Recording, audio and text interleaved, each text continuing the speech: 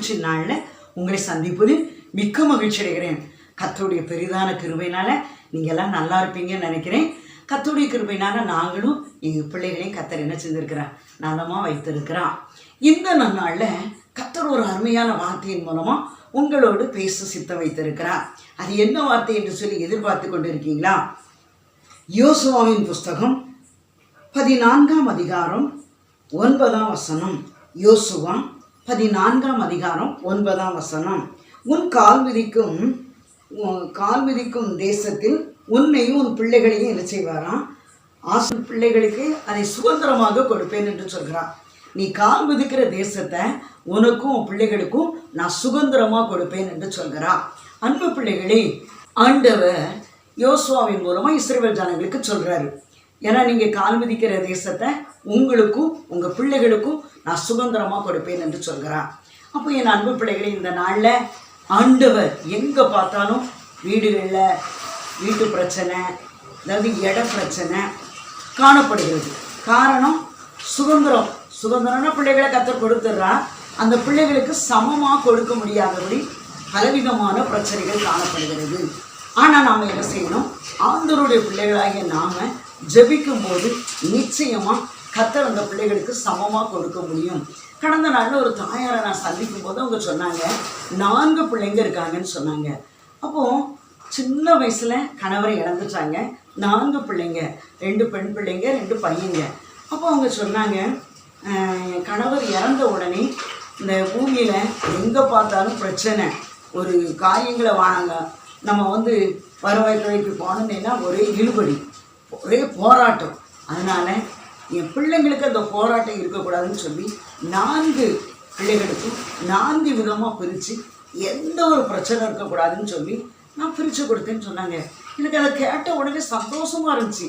ஐயோ, இந்த சின்ன தாயார் கொஞ்சம் இதுலேயும் எவ்வளோ ஞானமாக செஞ்சுருக்காங்கன்னு சொல்லி நான் என்ன செஞ்சுட்டேன், சந்தோஷப்பட்டேன். என் அன்பு பிள்ளைகளே, ஏக்கர் கணக்கில் வச்சுட்டு உங்கள் பிள்ளைகளை பரதவிக்க வைக்காதங்க. அந்தந்த காலத்தில் பிள்ளைகளுக்கு அதை என்ன செய்யுங்க, செம்மையாக செய்து கொடுங்க. வேதாமத்தில் நம்ம பார்க்கும்போது தாவீது ராஜாவை பார்க்குறோம். இங்கே இஸ்ரவேல் ஜனங்கள் எங்களை சுதந்திரிப்பதற்கு, எங்களை சரிப்படுத்துறதுக்கு எங்களுக்கு ஒரு ராஜா வேணும், இந்த சவுல் ராஜா வேண்டாம்னு சொல்கிறாங்க. அப்போ உடனே சாமுவேல் தீர்க்கதரிசி தைல குப்பி எடுத்துட்டு வந்து ஈசாயின் புத்திரர் வீட்டுக்கு கடந்து போகிறாங்க. அங்கே கடந்து போனீங்கன்னா அங்கே 2 பேரும் ஒவ்வொரு பிள்ளைகளாக கேட்டுறாங்க. 7 பிள்ளைகளை காட்டுறாங்க. இல்லை இல்லை இல்லை இல்லை, 8வது ஒரு பிள்ளை இருக்கிறானே, அவனும் ஆடு மேய்த்து கொண்டு இருக்கிறான், அவனை அழைத்து வாருங்கள் என்று சொன்னார். உடனே அவர்கள் அழைத்து வந்தார்கள். தைல குப்பி எடுத்து, அவன் சிவந்த மேனியுடையவன், அழகு தோற்றமுடையவன், தைல குப்பியை எடுத்து அவர் அபிஷேகிக்கிறார். அன்பு பிள்ளைகளே, அபிஷேகித்து அதை என்ன செய்கிறார், அவர் நாட்டை ஆளுகிறார். அவர் கால் மிதிக்கிற தேசமெல்லாம் அவருக்கும் அவருடைய மனைவிக்கும் அவருடைய பிள்ளைகளுக்கும் ஆண்டவர் என்ன செய்கிறாரு, சொந்தப்படுத்தி கொடுக்கிறார்.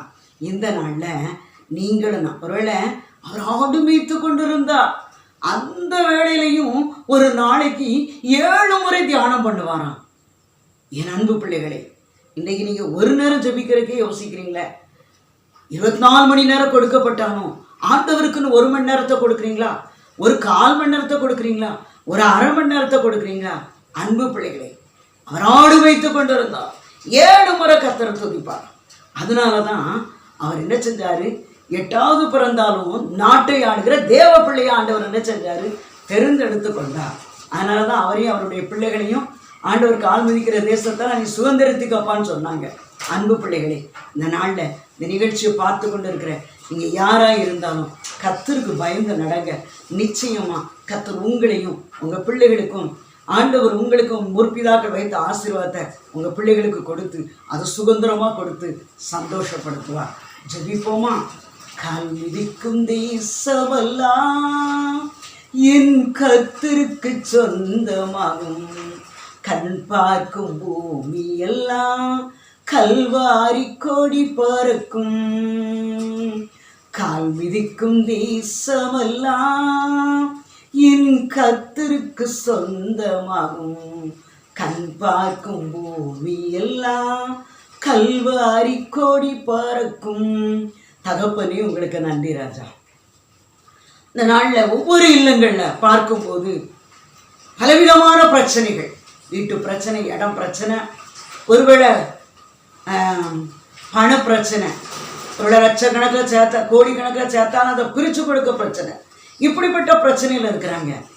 என் அன்பு பிள்ளைகளே, நீங்கள் யாராக இருந்தாலும் ஆண்டவருடைய பாதத்தில் நீங்கள் ஜெபித்து உங்கள் பிள்ளைகளை அன்பாக வரவேற்று நீங்கள் ஜெபித்து நீங்கள் கொடுக்கும்போது ஆண்டவர் உங்கள் பிள்ளைகளுக்கு அதை வர்த்திக்க செய்வான். உங்கள் பிள்ளைகளுக்கு அதை சுதந்திரமாக கொடுப்பான். அப்பா உங்களுக்கு நன்றி. தொடர்ந்து ஒவ்வொரு குடும்பங்களில் காணப்படுகிற சாபங்கள், போராட்டங்கள், வேதனைகள், கண்ணீர்கள், உபத்திரவங்கள் மாறட்டும்.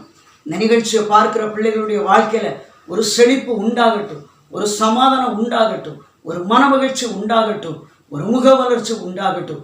எல்லா சிறையிருப்பையும் திருப்புங்க, பெரிய காரியங்களை செய்யுங்க.